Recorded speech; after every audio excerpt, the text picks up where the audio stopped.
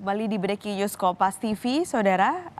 Pagi ini kita masih terhubung dengan pakar hukum tata negara Universitas Bhayangkara, Jakarta Raya, Prof. Juanda. Prof, satu lagi pertanyaan, Prof. Kalau tadi saya coba ambil poinnya dari yang disampaikan Prof. Juanda bahwa sebenarnya MK ini harusnya tidak boleh menambah lagi norma, tapi secara prakteknya beberapa kali terjadi, termasuk yang terjadi pada pekan lalu.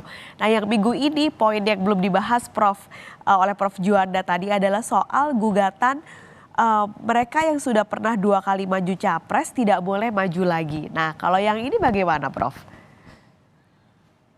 Ya, saya kira gini ya, kalau yang 2 kali ini menurut saya tidak logis juga, ya. Ini diskriminatif saya kira. Saya harus objektif mengatakan, ya, itu hak hak politik seseorang siapapun sepanjang memang syarat-syarat yang lain, jadi syarat yang utamanya seperti tadi terpenuhi misalnya, ya. Nah, mau 3 kali, mau 4 kali, mau 5 kali, sampai bosan pun, menurut saya silakanlah. Konstitusi jangan membatasi hal-hal seperti itu, ya. Jangan konstitusi membatasi hak warga negara untuk berpolitik, dan itu bertentangan dengan pasal 27 ayat 1, ya, kemudian 28 D, dan beberapa norma-norma yang ada di dalam konstitusi dari pembukaan dari pasal 1 ayat 3 konstitusi kita, semuanya adalah memberikan peluang untuk anak bangsa yang memenuhi syarat.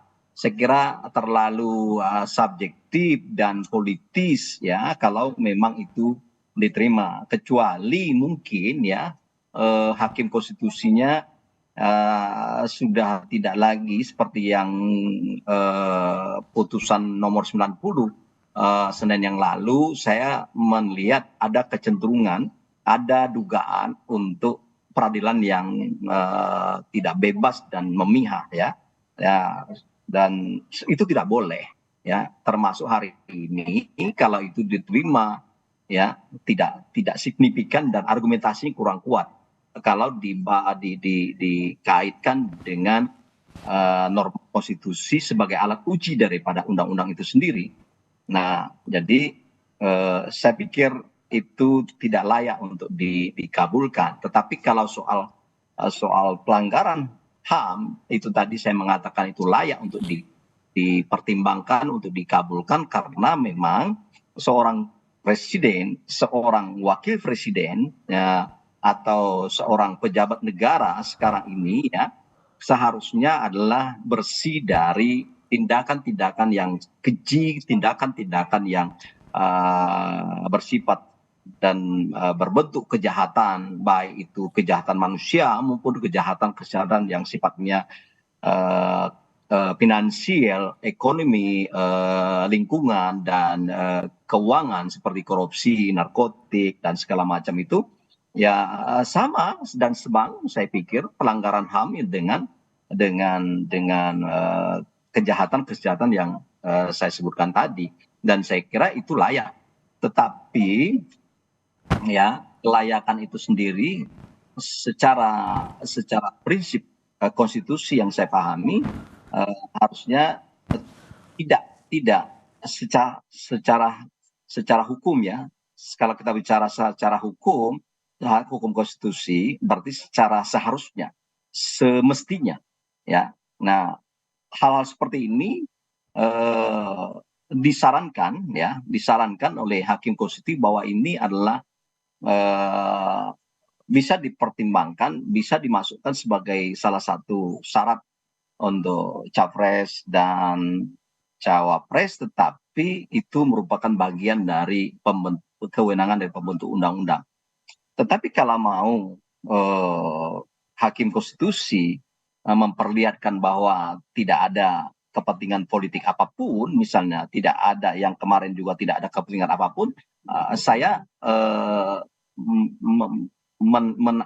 mencoba untuk menggali dan mengingatkan. Sekarang silakan, coba putuskan juga bahwa ini juga apa bedanya dengan putusan 90 memberikan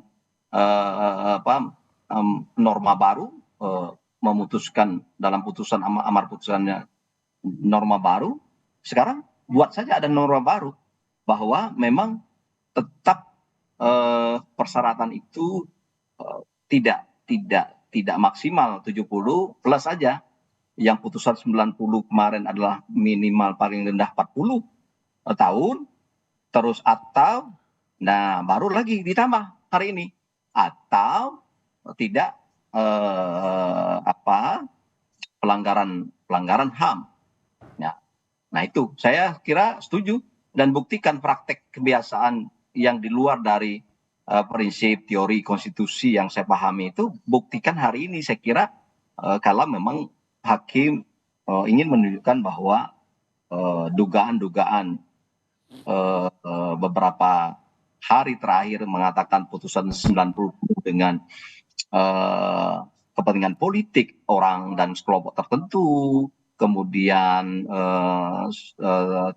inkonsistensi, kemudian cacat hukum. Nah sekarang buktikan juga, saya kira bagus juga kalau itu dibuktikan ada keinginan dan menambah norma baru, yaitu menyisipkan frasa tidak pernah misalnya tentang HAM.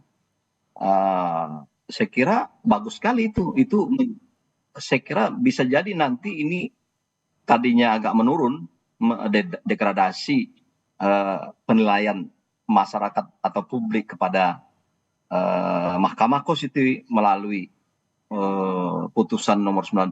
Sekarang buktikan, ketika ini dibutuhkan juga menambah norma baru, maka di sini berimbang dan mungkin saja mengatakan ini tidak ada unsur-unsur subjektif, tidak ada unsur politis. Saya kira itu kalau yang pelanggaran HAM. Tetapi kalau yang tadi 2 kali, saya pikir harus kita katakan itu tidak signifikan, tidak beralasan, ya, karena kalau membatasi hak orang mencalon, nanti tidak hanya calon presiden yang harus dibatasi, ya, calon gubernur juga sudah 2 kali tidak boleh lagi, ya. Jadi calon atau yang perlu dipahami juga kepala yang kita bahas ini, ya, anggota DPRD itu anggota DPR itu ada yang seumur hidup loh, Mbak. Ya, seumur hidup dari tahun zaman Orde Baru sampai sekarang anggota DPR, ya, karena tidak ada pembatasan.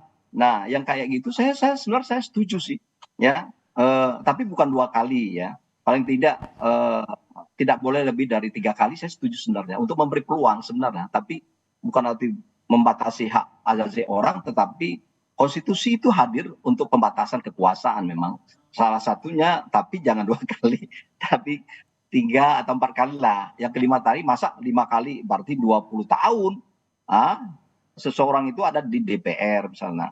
Nah, jadi harusnya memang, ya, tapi bagaimanapun itu masih memang, tapi kalau melihat itu antara yang animo masyarakat misalnya untuk mencalonkan diri di wilayah-wilayah anggota DPR banyak, jadi bagus juga kalau mau. Tapi itu semuanya adalah open legal policy. Oke, yang artinya Prof Juanda juga yakin hari ini tidak akan ada dissenting opinion ya dari beberapa hakim di Mahkamah Konstitusi untuk keputusan ini. Nah, tadi yang saya bilang tidak ada kemungkinan dissenting opinion itu adalah soal maksimal 70. Tapi karena memang saya tidak mau langsung sebelum Mbak tanya soal masalah pelanggaran HAM. Tapi saya agak sedikit melihat ada kemungkinan ada terjadi dissenting opinion tapi bidang pelanggaran HAM-nya nanti. Nah, jangan sampai ini terlupakan. Saya menganalisis bisa jadi, ya, bagi hakim-hakim 4 hakim yang kemarin itu menolak, ini akan bergerak terbalik dengan argumentasinya, dan ada dissenting opinion. Dissenting opinionnya adalah yang 5 mungkin, atau yang 4 mungkin ya, yang 4 dari yang 5 itu mengabulkan, tapi bisa saja 1 ya, seperti Prof Eni. Kenapa saya sampaikan ini? Prof Eni saya lihat track recordnya selama ini masih tetap rata-rata masih bisa dipahami, tapi yang kemarin itu saya lihat agak sedikit saja lah ya, berbeda dari yang sebelum-sebelumnya. Kalau itu terjadi misalnya ya 4-5, 5 mengabulkan ya, misalnya dalam poin pelanggaran HAM misalnya, wah ini bahaya nih. 4 dissenting opinion misalnya yang menolak misalnya ya, 4 mengabulkan, memasukkan norma baru ya.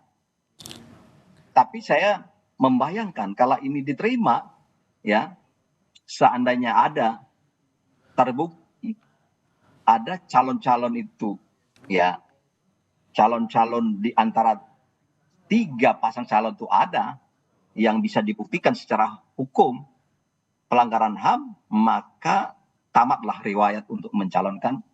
Itu nanti kan ini dari baca pres ya, itu kan nanti ada pleno dari KPU untuk mengetok palu, oh ini calon tetap, bukan calon tetap, ini sah menjadi calon atau ditolak. Nah itu dilihat dari persyaratan yang diajukan, apa termenuhi atau tidak. Tetapi kalau misalnya ada syarat baru misalnya ternyata terbukti, berarti ya apa boleh buat, berarti